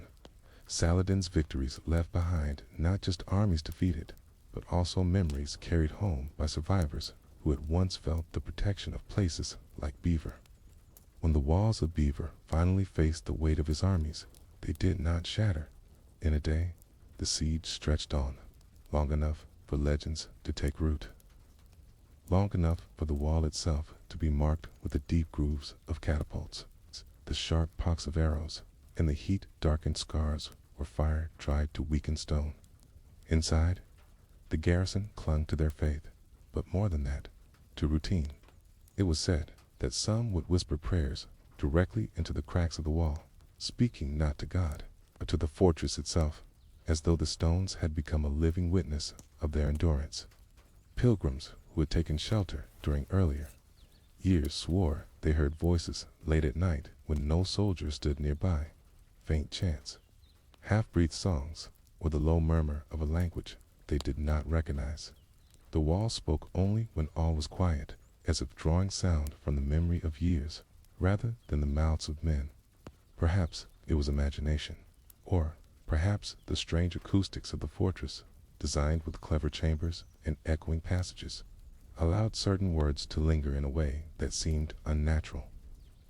In one vaulted chamber, voices could bounce in such a manner that a whisper near the wall could be heard on the opposite side, clear as if spoken directly into one's ear. The Hospitallers, who valued both discipline and mystery, left no record of acknowledging these oddities. Yet travelers described the sense of a fortress that listened. When surrender finally came in 1189, it was not through destruction, but agreement. The defenders, after nearly 2 years of resistance, walked out alive, carrying their dignity, but leaving behind their fortress. Saladin, recognizing the immense strength of Beaver, ordered that it be dismantled so it could never again serve as a Crusader bastion. Yet, dismantling stone is not the same as erasing it. It's broken. The walls carried their stories. Villagers who later lived among the ruins claimed they still heard things: the clang of arms at dusk, the muffled sound of feet on stone, and sometimes voices in languages long gone. Centuries passed, and Beaver's name blurred into Kakab al-Hawal, the star of the winds. The walls, weathered but not vanished, still bore their strange qualities. Even Ottoman soldiers stationed there in later centuries wrote of a murmur in the stone when nights grew to still. A guard who fell asleep leaning against a wall woke certain that someone had spoken his name, though no one was near. Lies. It memory? Was it sound, trapped in the porous basalt core? Was it simply the human need to imagine companionship in silence? By the time European scholars rediscovered Beaver in the 19th century, the place was nearly forgotten outside the region. They noted the precision of its concentric design, the way it seemed to anticipate centuries of military architecture that followed. But they also heard stories from locals that some parts of the ruin carried echoes that did not belong. When they tested the walls, speaking softly, they found the rumors partly true. Certain niches amplified a voice unnaturally. A whisper pressed into the stone could return not at once, but a heartbeat later, slightly altered, as though reshaped in the dark passages of time. It was this delay, this distortion, that gave rise to the legend of the talking wall. Not a ghost, not a miracle, but a trick of physics that humans, longing for meaning, interpreted as voices of the past. Yet, is it not possible that stone remembers? Not the air within its pores, compressed and released over centuries, might carry something we cannot yet measure. Sound, after all, is nothing more than vibration. And stone, under pressure, holds vibration longer than the span of a single life. Today, Beaver Castle is a ruin under the care of archaeologists and tourists. Its basalt walls, sharp-edged against the sky, still stand in places almost to their full height. Visitors walk through empty rooms where knights once whispered prayers. Some pause near the old chapel and swear the acoustics bend their words in odd ways.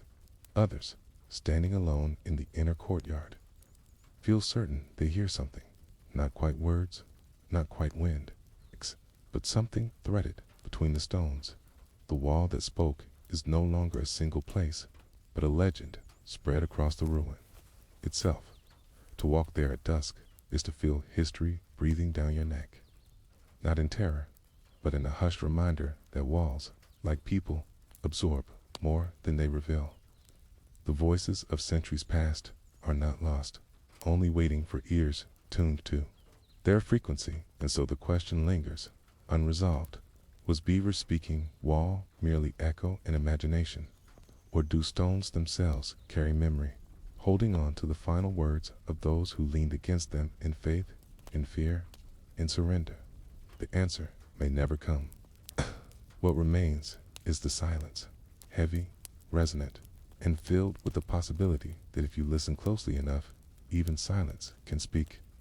Karak Castle rises from a plateau of stone in present-day Jordan, a fortress of thick walls and narrow passageways that still look down across valleys once fought over by empires and kings. It is not a castle that whispers of peace. Instead, its silhouette tells of sieges, famines, the stubborn endurance of those who built their lives around walls that seemed unbreakable. To speak of Karak is to speak of an iron clasp at the very center of medieval conflict, a place where Christian, Crusaders, Muslim rulers, and desert winds all left their marks. But hidden within its chapels, small, dark, and easy to pass by lies the mystery of what came to be called the final seal. To begin, one must first picture the land itself. The plateau of Karak does not rise alone, but is part of a series of ridges, dry and stony, stretching toward the horizon. In summer, the air becomes heavy with heat, the kind that makes stones shimmer in the distance. In winter, snow has been known to cover the high ground, surprising travelers who expected only sand. Between these extremes, the castle itself became a sort of island of stone walls upon walls, each built not only to hold armies at bay, but to hold the spirits of its defenders in place. Karak, known in its time as Crackday Moabites, was more than a fortress. It was a statement of Christian presence deep within Muslim lands during the 12th century. It's constructed by the Crusaders around 1142. It was part of the Kingdom of Jerusalem, meant to anchor their control in a region that was never fully theirs. Raymond of Tripoli and later Reynold of Chatillon made it infamous, not only for its sheer strength, but for the cruelty and arrogance associated with its lords. From Karak's towers, raids were launched into caravans, crossing the desert, and, from its walls, the Crusaders sent signals that they intended to stay, no matter what resistance came against them. Yet, if the stones tell of cruelty, they also tell of endurance. Saladin himself, the great Muslim commander, laid siege to Karak in 1183. Chroniclers tell of how, during a wedding feast within the castle walls, Saladin surrounded the fortress. He ordered his men to spare the tower where the wedding banquet was held, a gesture of honor amid war. Still, the siege dragged on for months, and the castle became a cauldron of hunger. Food was scarce, water rationed, and every corner of the fortress echoed with the groans of survival. Such events left scars, not only on the walls, but on the chapel tucked within them. The chapel was not large. In fact, many accounts describe it as simple: a single nave and apse, some narrow windows cut into the stone to let light filter through.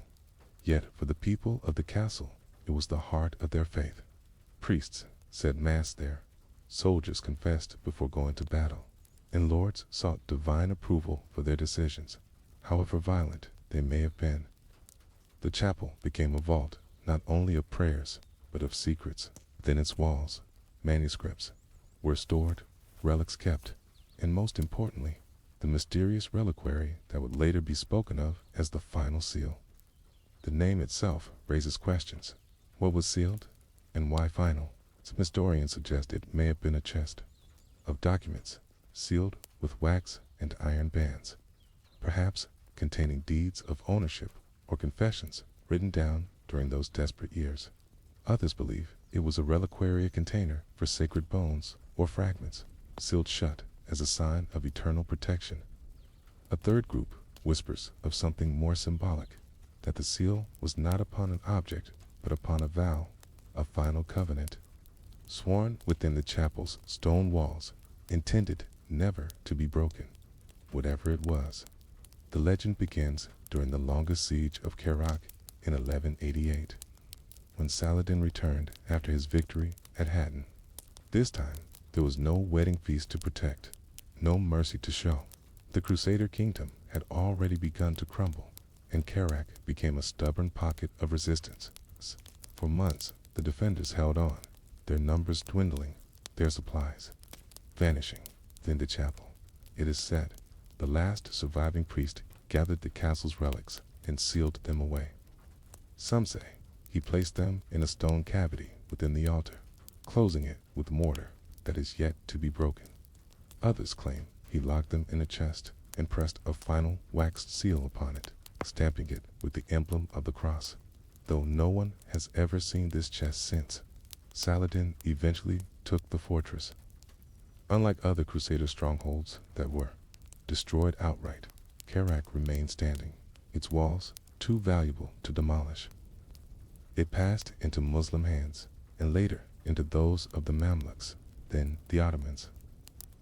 Yet, through every change of rulers, the chapel remained. Stones shifted, repairs were made. Something within its walls carried a silence that was rarely disturbed.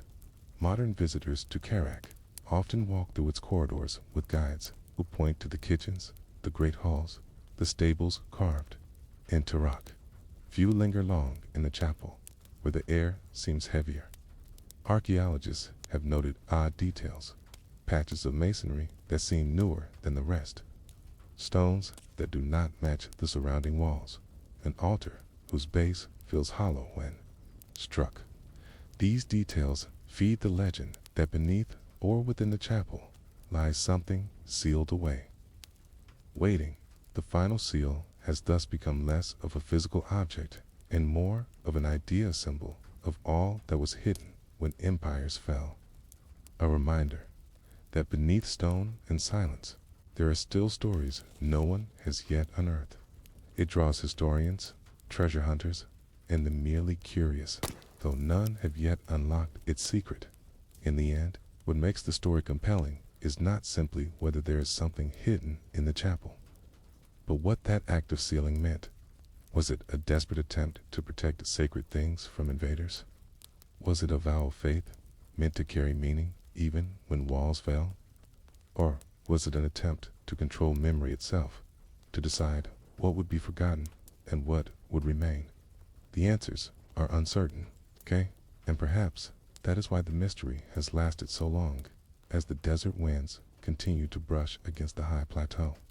And as tourists pass quickly through the dim chapel without stopping, the seal, whatever it may be, remains undisturbed. It waits as though time itself has agreed not to touch it. And so Kerak stands, not just as a fortress of stone, but as a fortress of silence. A castle that holds within its chapel not just prayers of the dead, but the weight of something closed forever, or perhaps only waiting to be opened. The silence of the chapel lingered long after the first rumor spread, for within its thick stone walls, behind a door, not every knight was permitted to cross.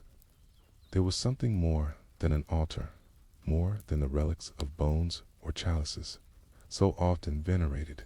Kerak, like the other fortresses of the Levant, was entrusted with treasures of the Crusader order, objects too dangerous to be left in the open, too sacred to be spoken of carelessly.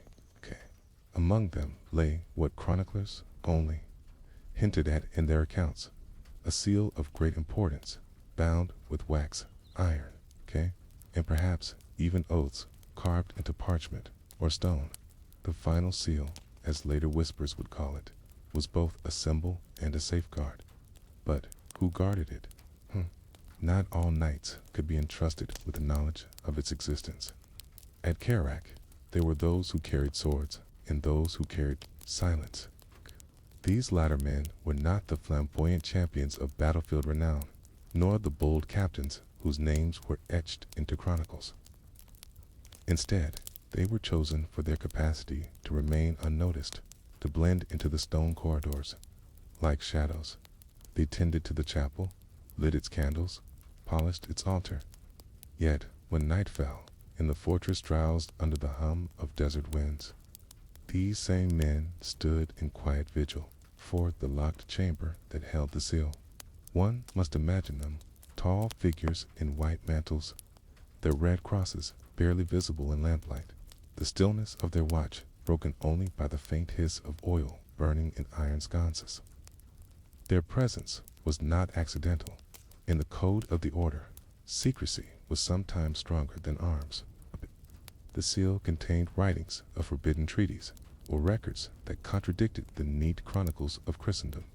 Then its keepers had to be men immune to temptation, to greed, to pride, for to reveal its contents, even in a moment of weakness, would mean the unraveling of alliances, and perhaps the downfall of the fragile kingdom itself.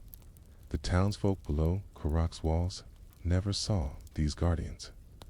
To them, the chapel was like any other, a place for worship and confession. Yet, even they noticed strange habits. Priests entered, but not all of them left through the same door. The heavy lock on the chamber was never oiled in the presence of outsiders, and masons who once repaired its stones swore that an inner layer of mortar bore inscriptions they did not understand. Some claimed to see small sigils, tiny crosses, symbols resembling Hebrew letters, perhaps even Kufic, script embedded into the wall. Such details only fueled the sense that the chapel was no ordinary sanctum, but a repository of something beyond their grasp. Knights of other garrisons sometimes spoke over cups of sour wine of Karak's secrecy. Why did its commanders keep the chapel so jealously closed? Why did they send messengers north to Antioch or west to Acre with sealed letters, then burn the wax shavings from those letters rather than discard them? What words, what names, what agreements had to be protected with such devotion? Even the scribes who copied routine charters for Karak's administration were never allowed near the chest that contained the final seal. In such silence, speculation grew. Some believed the seal contained the names of noblemen in Europe who secretly pledged allegiance to rival powers, names that, if made public, would shake kingdoms. Others suggested it was no ordinary charter, but the binding agreement of the Crusader lords themselves, forged when Karak became a bulwark in the desert. Perhaps it recorded debts owed to merchants, or concessions made to Muslim rulers, agreements too humiliating for the chroniclers to preserve. And there were always whispers that it held darker things, a pact of the order, a covenant struck not just with men, but with shadows of oaths that bound even the soul. The guardians did not answer such rumors. They remained in their chapel year after year, their lives marked not by glory, but by silence. Yet their very obscurity was their strength. Kea, when sieges thundered against Karak's walls. Kea, and the fortress shook with the crack of catapults. These men did not abandon their post. If fire raged in the towers, if hunger gnawed through the garrison, still they kept their vigil by the sealed chamber. To them, survival of the seal was equal, perhaps greater than survival of the fortress itself. One cannot help but wonder, did they know exactly what they guarded, or only that it was dangerous? Did each guardian hold the full truth, or was the knowledge itself fragmented, divided, so that no single man could betray the whole? Medieval orders often worked in such ways, granting fragments of truth to individuals, but reserving the complete design for only a handful. Perhaps each man knew only enough to keep watch, to guard the lock, but not what lay beyond it. That ignorance would itself have been a protection. As years passed, the guardians of Karak grew older, their beards whitening, their mantles frayed. New men were chosen to take their place. Initiation into this circle was said to involve not the clash of arms, but an oath whispered in the half-light of the chapel, to preserve the silence, to guard the seal even at the cost of their own blood, to carry its weight without ever setting it down. Some may have taken the oath with trembling voices, others with steady calm. But once sworn, there was no return. And yet, history has a way of dissolving even the strongest seals. When the tides of power shifted, when Carrick faced enemies, not from within, but from without, the fate of the Guardians and the seal they watched became entangled in siege, betrayal, and surrender. But before that unraveling came, for decades at least, the Guardians of Carrick's chapel held their silent post, bound to an object the world beyond its walls would forget, a teen, half remember, then wonder about centuries later. The final seal slept in its chamber, untouched, unseen, and utterly silent. But what silence hides cannot remain hidden forever. The chapel at Carrick had grown dim with centuries of neglect. Dust had gathered along the stone ribs of the ceiling, and the once sharp carvings of saints and angels had softened into pale shadows. Candles that had burned out hundreds of years earlier left only hardened wax, clinging like stalactites to the floor. Yet, even in this silence, the place did not feel abandoned. It felt as if it was waiting, the final seal spoken of and half remembered. Pilgrim tales and fragmented Arabic chronicles was not a seal of wax, but a stone, deep beneath the chapel's altar, set into the foundations themselves. There lay a hidden compartment, bricked in with deliberate care. The last brothers of the garrison, before surrendering Carrick in the late 12th century, had worked by torchlight to close it. They mixed lime with ash, smoothed the mortar flat, and pressed their hands into it. Those faint impressions, scholars whispered, might still remain in the masonry, marks left by men who believed that by sealing this relic, they were sealing the fate of their order. But what had they hidden? Some thought it was a reliquary, perhaps, a shard of the true cross, brought to Carrick for safekeeping when Jerusalem fell. Others believed it was a codex of military secrets lists of fortresses, supply caches, and secret passages linking strongholds from Antioch to Acre. Still others, leaning toward the mystical, insisted it was an oath stone inscribed with words, binding the order not to reveal the chapel's hidden truths until the world itself demanded them. Archaeologists who studied Carrick in the 20th century noted strange anomalies beneath the chapel floor. Ground-penetrating surveys revealed hollow spaces. When they mapped the chapel's interior, they found that its foundations were unusually thick in one corner, as if reinforced to guard against intrusion. One scholar remarked that the masons who built Carrick's chapel were building for eternity, not for function. Legends among local villagers kept a mystery alive. Shepherds told of hearing faint chanting when they passed by at night, as though the voices of long-dead monks still lingered beneath the stones. An old Jordanian tale described a lamp that would not extinguish, said to burn within the chapel's lower chamber, untouched by time. No one had seen it, but the story endured, and so the final seal remained unbroken when the Mamluks captured Carrick in 1263. They left the chapel largely untouched. Perhaps they sensed the gravity of its silence. Centuries later, when the Ottomans repaired the fortress, they reinforced its towers but left the chapel sealed, as though recognizing that what was buried there was better left in shadow. Even in the 19th century, when European explorers roamed the Levant in search of biblical sites, they noted the chapel's unusual construction, but hesitated to disturb it. Why?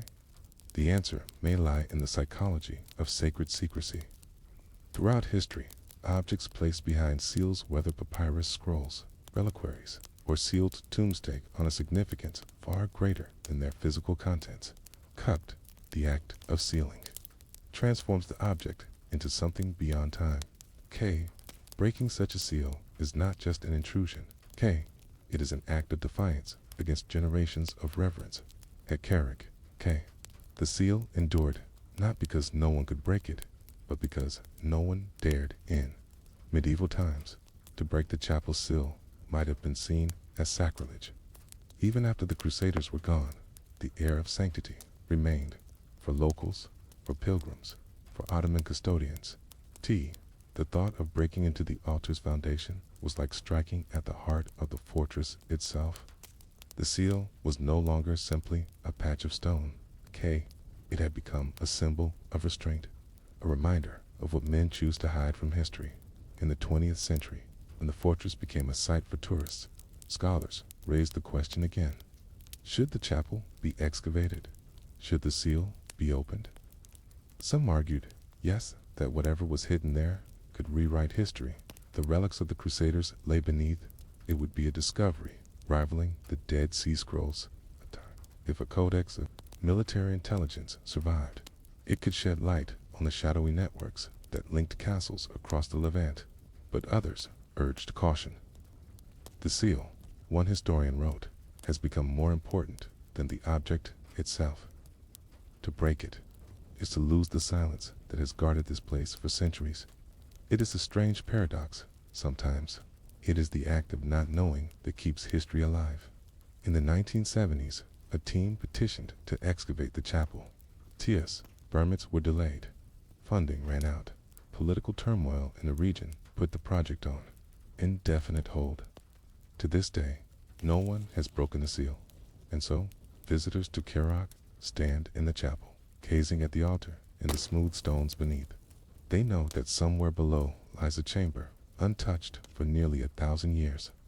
They know that within it rests something deliberately hidden, something sealed not by accident, but by conviction. They cannot touch it. Oh, they cannot see it, but they can feel it. The silence of the chapel is thick, almost tangible. It seems to press against the ears. Even the wind outside, which howls through the fortress towers, seems too quiet when it reaches this space. It is as though the very air has chosen to keep its secrets. The final seal at Carrick's chapel is not merely a block of stone in a forgotten fortress. It is the embodiment of history's deepest mystery. Not the things we know, but the things we choose never to uncover. As centuries pass, the seal grows heavier, not in weight, but in meaning. Each year that it remains unbroken adds to its aura. Each decade deepens its silence. Perhaps one day, some future scholar or wanderer will find the courage with the arrogance to open it. Perhaps, when they do, they will find only dust and stone, the relics long decayed into nothing. Or perhaps they will find something that justifies the 1,000 years of silence. Until then, the chapel waits, and the final seal remains.